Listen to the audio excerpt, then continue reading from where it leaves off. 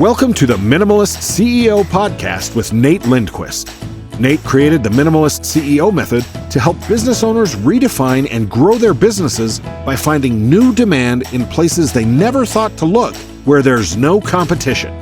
By following his opposite thinking strategy, Nate's coaching clients have grown their business up to 40% in just 2 months and created tens of millions of dollars in revenue. Nate himself has launched more than 140 businesses. On the show, Nate interviews successful business owners and experts who share the secrets you can use to have a better business and a better life. Hey, this is Nate Lindquist with the Minimalist CEO Podcast, and I'm excited to introduce our guest today. This guy's done a lot, and I think we're going to learn more from him. I'm not even going to say, you've heard the intro already, but in brief, you're about to hear from a guy who understands real estate, understands properties, understands construction management.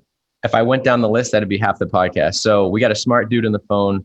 I want to introduce you to Brandon Hurd, the founder and managing director of BHRS companies. Brandon, thanks for being on the Minimalist CEO Podcast. I'm pumped to have you here. I really appreciate that. Appreciate you having me and the opportunity. Thank you. Yeah, no, absolutely. So we got you on the podcast. The theme here of the Minimalist CEO Podcast, it comes down to focusing on what's essential. We keep the interviews relatively short because we want to get right to the meat and potatoes. So we talk about what you can cut away. We like to look at those little moments of truth where you're like, I have to make a choice. I have to make a decision. How do I focus on what's essential? You'll hear me talk about adding something to your business, your products or service, editing something or enhancing it or deleting it. Because, you know, a lot of times there's silver bullets, there's Band-Aids, there's symptomatic issues in business. And I mean, you've had enough success so far to know where you've come across those situations. So Brandon, if you could just tell us and our audience about you, you know, how you got started in business and so they get to know you a little bit. Sure. Yeah. Again, thanks for having me. I think and appreciate the opportunity to be here, particularly with your Minimalist CEO, because really BHRS companies was started, no outside investment, wasn't started with anything other than literally a personal savings account. And most recently was just recognized by Inc. 5000 as the number 161 fastest growing company in North America, as ranked in 2020. So that's a big deal. Yeah, it's been a lot of growing pains with fast growth. And the alignment here, I think, with your model too, is just how to do more with less.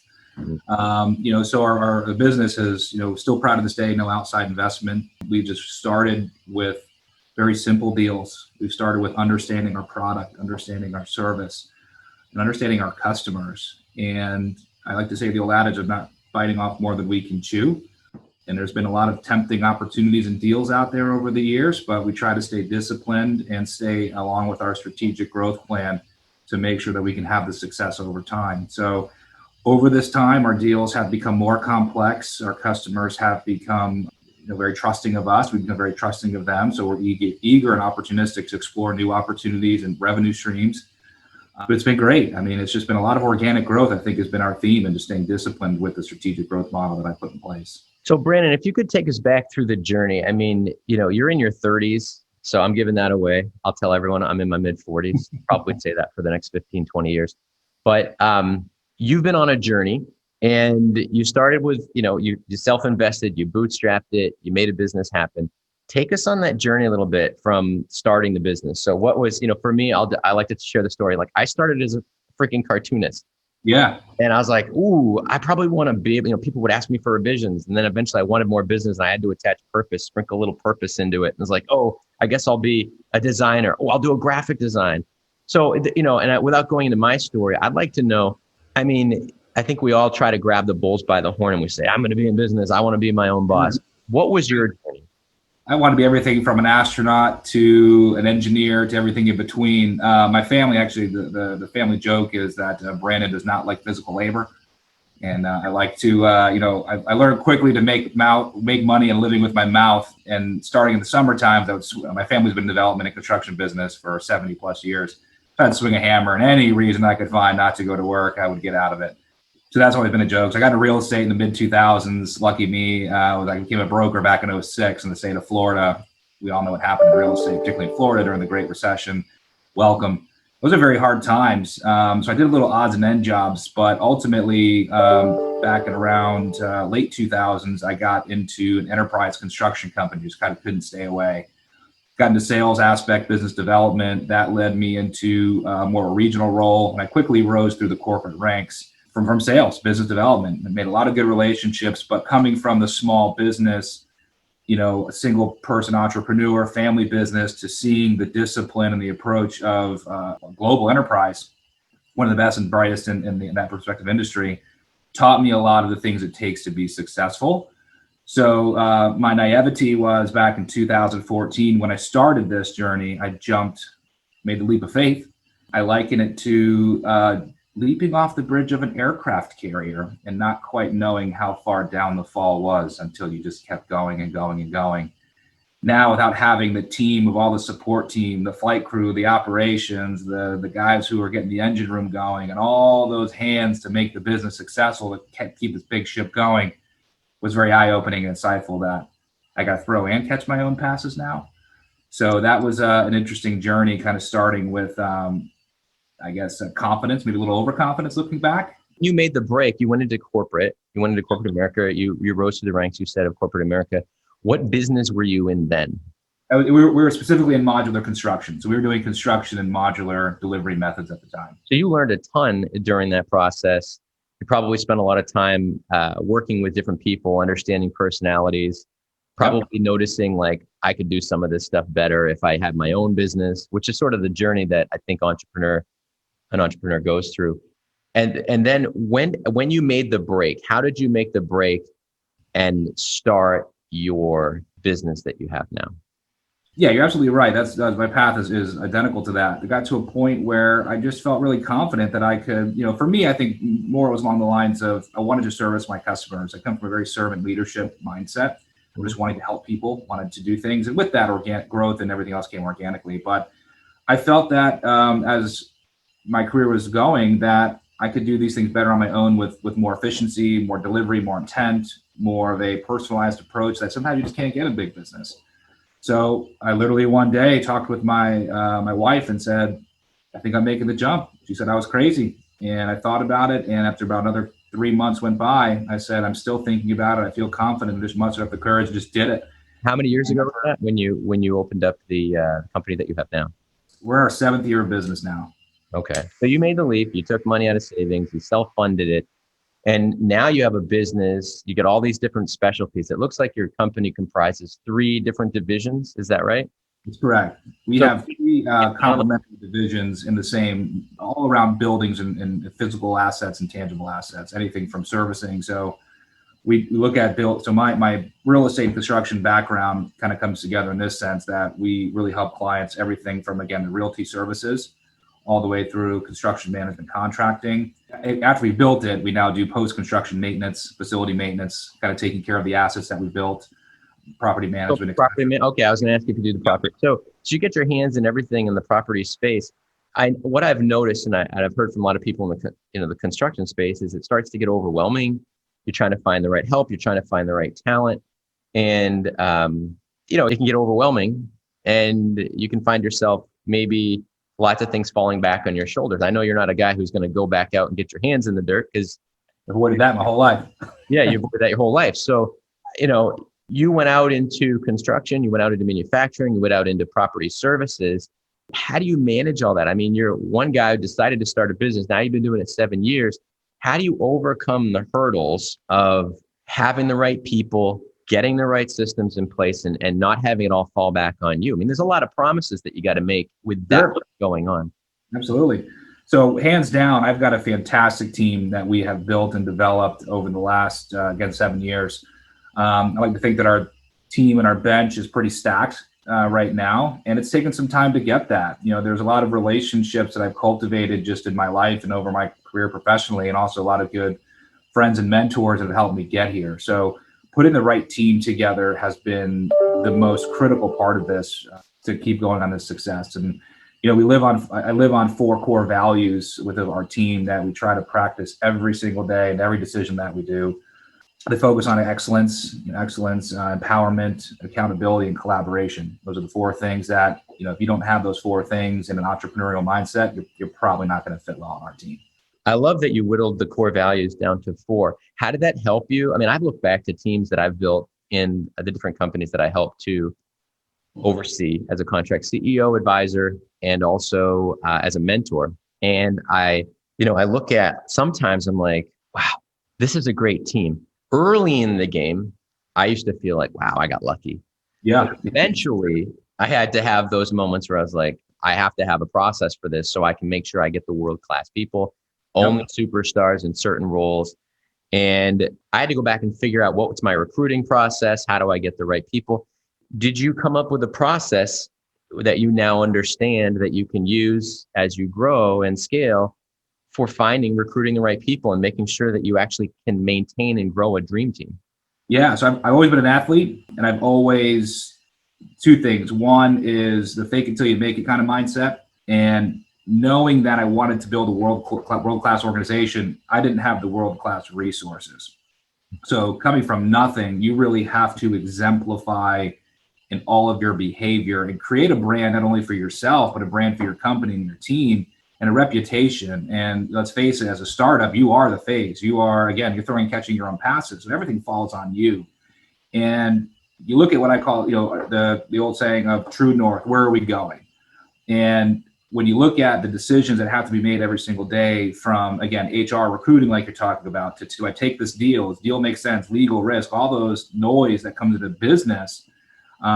I try to whittle it down to the 4 things that, am I doing the right thing that's aligned with our mission? And by leading by example, I started garnering attention from other people who were watching me, some who believed in me, some who said I couldn't make it. But then all of a sudden, as you start making it, some of those haters start shaking off and say, hey, I see what you're doing here. I want to be part of it. So that was really nice and refreshing when the tone started changing about year 2, year 3, started getting out of that startup phase. And now we can start recruiting people. And that was the biggest identifier was, do you have these 4 things? Those are the 4 things I'm really listening for, because, 2 of mine are empowerment and accountability. And I always say with great power comes great responsibility. I'm not a micromanager. I'm very performance-based leadership and servant leadership. I'll give you what you need to do your job, but these are the expectations. And I'll allow you to make decisions. We encourage you to maybe make mistakes or learn from that. We're a learning organization. But I also expect the accountability piece, that if they're good, bad, or different, let's learn from them so we can either make them again the same way or make different ones moving forward. So getting that world-class team that embraces that has been and continues to be still the number one, I think, value and also opportunity for the company. We've gotten really lucky and a good team right now. Yeah, you've done a good job of putting that team together. 7 years in business, that's some good staying power, I think, during a challenging time. And it sounds like you're still growing.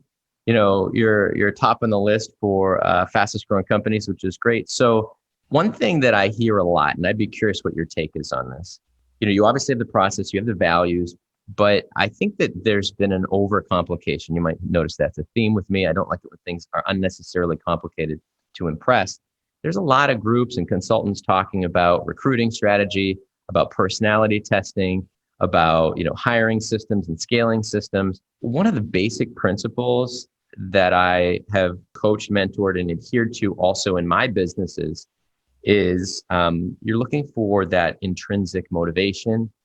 You get clear on skill sets, and then you have at least 3 interviews to notice the patterns of behavior of the person that you're interviewing. And I noticed one big mistake is don't sell the job. Yeah. Share the vision, see if those visions are in alignment, at least tangent for a period of time, and find out where this person wants to be 5 years from now. And I feel like once you start to look at those and bring those ingredients together, it's less about liking the person. As a matter of fact, it's really not about that. It's more about, for sure, understanding the values. But I think it's pretty basic to give someone enough rope, enough opportunity to demonstrate that they're not a match. And I found out that you can pretty much do that within 3 interviews. If you give them enough room to share what's important, share what they don't want to do, and then find out what motivates them from their own words and from patterns over 3 interviews. So I found that to be more important than these complicated personality tests and these big, expensive consulting programs that I think are brilliant and can have some value for sure. but I'm a minimalist CEO. So what are your thoughts on that? Yeah, I think there's a time and place for those things, but Yeah. not always is the minimalist mindset a good fit. Yeah.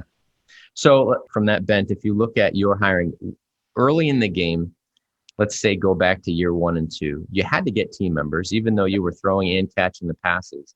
How did you come up with the money to hire full-time people? Or did you have another strategy? Did you work with virtual team members? Did you work with contractors? How did you find a way to put people on the team, noticing that you had to come up with some dough, some dollars to get those people? Yeah, so luckily I didn't have to throw and catch my own passes for too long. But having the intricate knowledge and intimate knowledge of how to run this business I know well, it didn't take long, but it was that organic growth, and it was getting that first team member, and it was getting them, just as you said. It wasn't personality testing. It wasn't my best friend. It wasn't anything more than this is using your network and your relationships and starting where you stand, I think, and looking around and who do I know that's qualified, whether it was a former colleague or friend of a colleague or somewhere in my network I look to. And as I started talking about the mission, the vision, where we're going, I started looking at whose head was popping up and whose attention I was catching. And as their attention was grabbed, you realize that these people believe in the mission, believe in the vision. They want to go along for the ride. Quickly along that point that I realized that my job now shifts from, again, not selling the job. The job is the job. The easiest part about construction is the hammer and nails. But it's about getting the team, the coordination, the working togetherness to get a job done in the time, in the budget, all the things that we have to do it, and having somebody please say, where's the next one? When can I do it again? So my job then became shifting more from, the sales and all that stuff. That's still inherently part of the job, to developing this person and saying, where do you want to be? Where do you see yourself going next? And my job really those first years was focused on, and still remains to this day, developing people and recruiting people that I know that I can help. So you talked about looking at your network, you talked about looking at people, having conversations, telling people what you were looking for, who you were looking for, what role you're looking to fill. And then you said, start where you stand. So could you expand on what you mean by that? Yeah. So you brought up a good situation there. You're brand new. You don't have any money. Well, you got a contract in your hand. But one of the things about most contracts is you have to do something, at least in my business, to bill it. There's no deposits. There's no early. We'll advance you money on this. You get to bill when the work is complete. So here you are. I need a team to do these things. You go on Indeed, you go a ZipRecruiter, a recruiting office, what have you. Well, it takes money. It's pay to play, right? But that's one thing I don't have at this time in the game, is I don't have financial resources necessarily. So you got to find where you can, whether it's, again, a savings account, a contract, some kind of leverage, if you will, get creative and resourceful and put those pieces together with what you have. And did you get some of the people who you hired to share some of the risk with you, so that, kind of have that conversation like, listen, I can get you started on this, where this is early in the game, a little bit transparent, not making promises you don't intend to keep? And then did you have the all boats rise with the tide conversation? Yeah. So I actually allowed them to get all the upside without the risk. That was probably, I would say, looking back, maybe something I would do a little different, is I was taking all that risk myself and trying to shelter everybody from that risk. But one thing that I did with that was always transparent. So as you were talking a few minutes ago about, just the team and being transparent, that kind of stuff, and sharing in the vision, all that stuff, those are people that actually knew, that actually wanted to support me and my goals as well. Was that when I was being honest with them, sharing the mission, the vision, and those questions came up naturally, like, what's in it for me? Well, I took it upon myself. We were small enough at the time, and I was nimble enough and strong enough at the time that I could do it for a few people. And very transparent, high tides raise all boats, but they didn't have any risk of the downside. So that was a huge risk, is making sure these are the right people. That inevitably made sure that I was constantly focused on making sure they were a success. So you took care of your team first, and probably paid a lot of people first for a little while. Is that right? Correct. So the next thing I'd love to know then, you made it work, you got the team together, you had to shake some trees, you had to start where you stood, including doing what you could, this is how I like to word it, do what you can where you are with what you have, because you can come up with all the things you don't have. Yeah. But in the Minimalist CEO method, what I tell people is, what do you have? What can you do to help someone? It's all about helping systems. And I find an important ingredient is fascination with the people you can help, and having that constant hunger to find out, where are you underserved? Where is something missing? Now, was that an ingredient for you in choosing to branch out into these other areas of construction and also manufacturing? Yeah. So with one of the things that from a kind of going back a little bit of our growth model here is, construction is a very noisy, it's a very competitive market. There's a lot of stuff, a lot of different ways to make money, many different facets. First thing we had to do was look at what is our lane and how do we define what opportunities we're going after. So that discipline, and then again, those 4 values that fall in that. We want to be the best at what we are in the lane we choose to stay in. With that, we then had to shift. We were taking those deals with anybody and everybody who would give them to us, which we were still having problems. So another iteration of learning was, well, what kind of customers do we want to work with? So we've gotten it figured out that our portfolio of clients is not necessarily all about how many clients that we have, but the clients that we have cultivated really see an opportunity for our service. We see an opportunity to help them grow where they are underserved as an organization. And we sort of become their outsourced department in our respective businesses. So, we'll always serve them best where they come into us, whatever storefront it is, whether it's real estate. And then inherently, when we pass the baton to the next department, which is construction, we're positioned well with their interest in mind, and we can help them in those areas. So the relationships tend to grow very naturally and very organically. So we don't have a lot of customers per se, but the customers that we have, we like to take care of each other. So that makes sense. So you did it because it was helpful and they were asking for it, and you had the knowledge and the experience and the capability.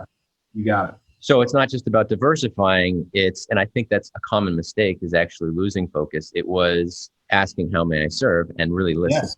Yes, correct. And also not being afraid to say no. I mean, there are many conversations where, we're just, can we do it? Sure. But we're not going to be the best fit, and having those open, honest conversations, despite looking at a potential contract in your hands and saying, hey, this one's not worth it for us. We're not going to serve you as we best can. And that honesty is important too in any relationship. Yeah, no, absolutely. I think the strength to say no is it garners respect in a new client relationship, because we're hiring our clients too. Yes. We're hiring them to be to participate in the dance of solving their problems. And I think that's really important. That's a good insight. I mean, I notice a theme here with successful business owners and entrepreneurs. There's that moment where these little flashes of genius, like there's going to be a time where less is better. And there's going to be a time where the better you filter the people you work with, the more time you spend on the people you want.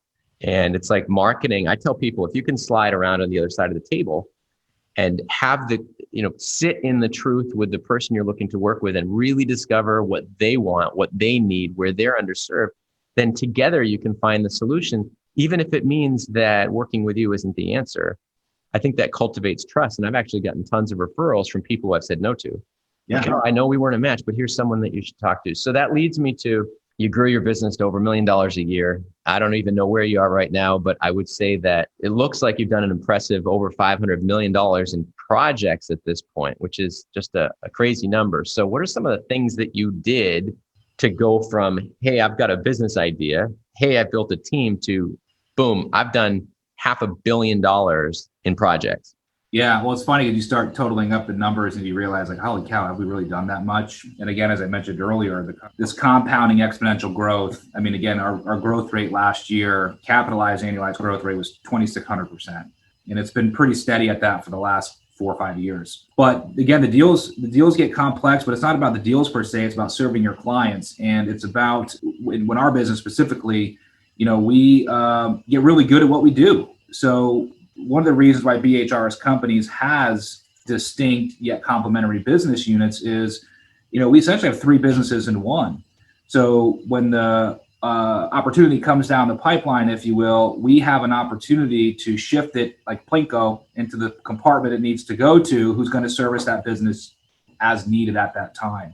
And that grows. And then once that business unit's done with it, then there may be another one for that. There may be a cross-selling opportunity, but inherently, again, it just has gotten legs and it works.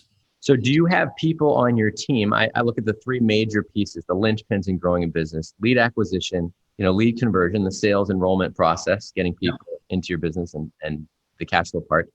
And then production capability, max capacity. At what point have you hit that threshold? Can't deliver anymore until we move the needle down, move the little dot down and say, hey, need new person to do new function, or expanding a team. So could you help me understand that a little bit? Like, do you have a team completely focused on those 3 pieces? Like, hey, we're going to run and grow and scale the team. we're going to focus on sales. We're going to focus on lead acquisition. Yeah, this year, again, coming into 2020 in itself, as everybody is aware of the challenges 2020 faces, but every year I come out with a strategic growth plan, and that growth plan is not only that following year, but also 2 and a 5-year plan. 10 years out, you start getting a little fuzzy, but you got a pretty good idea where we're going. And 2020 has had its challenges. So coming into 2019, just to your point, I try to run the business at 100 to 120% occupancy at all time, capacity at all time, and that allows us to organically grow by backfilling that revenue to create those positions. So what's been really a blessing in disguise this year is we're a little bit overstaffed for right now, I think, where we need to be, because we're only running about 80% this year to what we were last year. Mm-hmm. All things being considered, 2020, 2019, year over year, I think is pretty decent compared to some other businesses. And I'm okay with that. But we wanted to keep the team, and we shift focus earlier this year to infrastructure. So this year has been really taking the opportunity with a couple of extra hands on deck to identify what we call the lanes. Who's doing what? The seat on the bus, if you will. Your job is this, your job is that, and really this year focus on doing that. And then developing those little mini teams, those committees, those subcommittees. So in short, yeah, from the top down, we have an operations department, and each business has its own operations department. Each business has its own sales department. Each business has its own administrative department. But how do we bring those together to align with BHRS as a brand? But how do we make sure that each individual business unit is running independently, so not one is not hurting over the other? But this year, it's been just that. It's the dot dropped a little bit this year with respect to target. The opportunity I was faced with was, do we let people go? No, it's not right. It's not their fault. We didn't make bad business decisions. And let's take this opportunity. We're in a nice position, healthy enough to continue to develop the team, so we can come back stronger next year. And by having that infrastructure in place, I think we're already starting to see the benefits coming into Q4 now, 2020, and positioning ourselves nicely for next year, that we're actually getting ready to put, I have at about 7 or 8 requisitions we're putting out for hire, new open positions we've created to help sustain our growth. So the gamble is hopefully it all works out as planned, but focusing on the team and the infrastructure has certainly been what's needed to fuel the growth. So do you have people exclusively focused on marketing and a team for that, exclusively focusing on sales? Yes. Exclusively focusing on operations and team management? Yeah, we outsource some positions, but our core team of employees in-house that work for us, our team members, are focused on those things that we can control. And then we outsource many things from accounting, finance, legal, marketing, but that's what they do. Marketing guy markets, legal team legals, and finance guys finances. So we grow on our business. So one of the things I talk about with Min CEO, and I'm listening to your talk, I'm thinking like you clearly have an understanding of the pieces and parts of your business. You can see it from a mile up. You can go and attack and improve a certain area. One thing we talked about is ideal business experience and ideal client experience. So thinking through and saying what's essential, what can we improve, and what needs to go. It's add, it's edit or enhance or delete. And usually delete's like one of the bigger winners. But at the beginning of that is a roles and goals function. You talked about staying in your lane, understanding the lanes. It's an organizational strategy. So what is your gift? So everyone, it's like, you got to have the thing that this is the place that you love. It's where you play the best. It's where your time and talent are the best and best applied. What is that for you? Oh God, I think my wife would disagree with me, but I think if I had to look at it, I've been, I think my skill has been on team development and just managing growth. And that was an opportunity where in school and working in the enterprise world has helped me appreciate that today, with being able to put the right people and teams together to grow. But team development and putting the right team together is clearly something I've developed a pretty good skill at.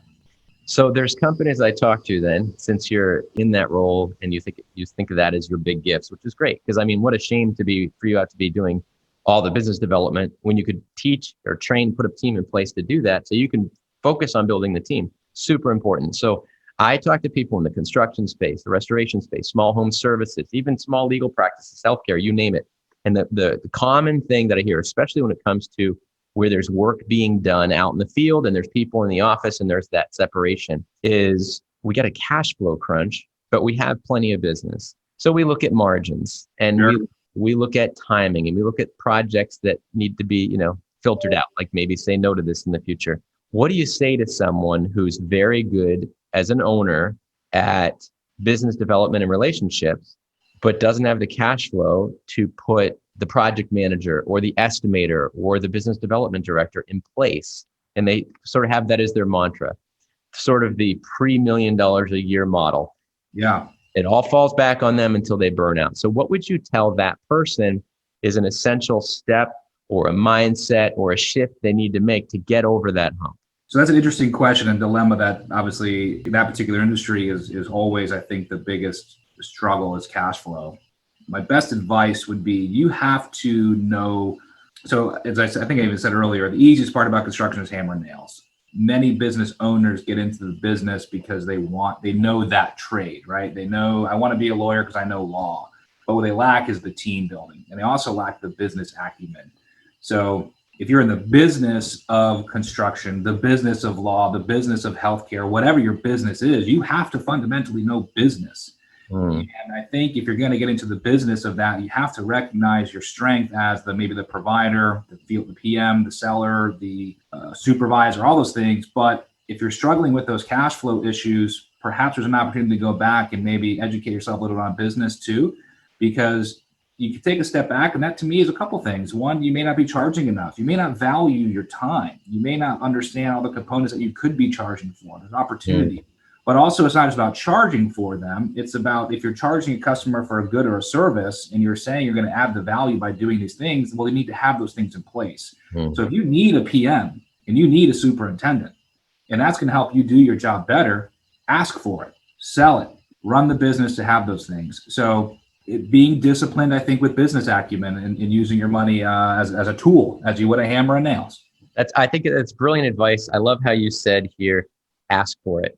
So the idea then, if that person in that situation, you would tell them, put that into your estimate.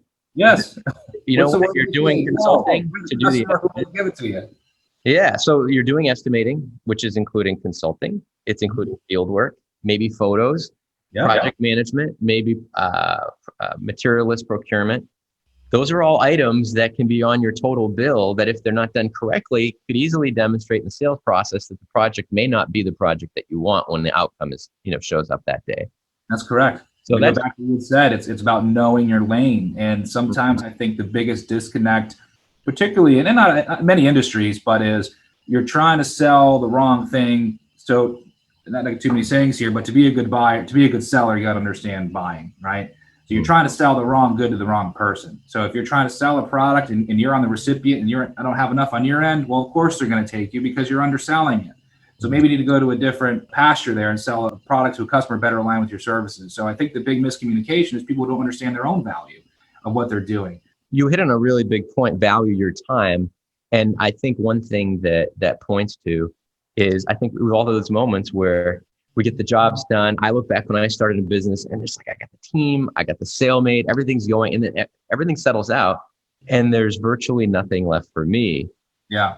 But it's funny because I don't think human nature says, well, what did I do to make this work? And how do I charge for that? So you have a moment where you came face to face with that early in the game where you'd finish projects and be like, why isn't there anything left for me? Oh, countless.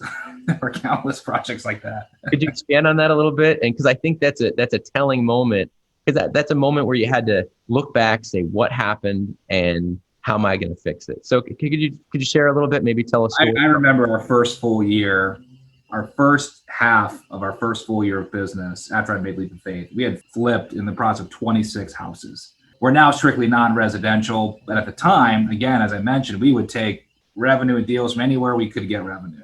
At the end of this, I was going so fast. Me and my two guys at the time, we were every day, all day, 10 hours a day. And then at the end of it, 6 months, I said, let's run some numbers here.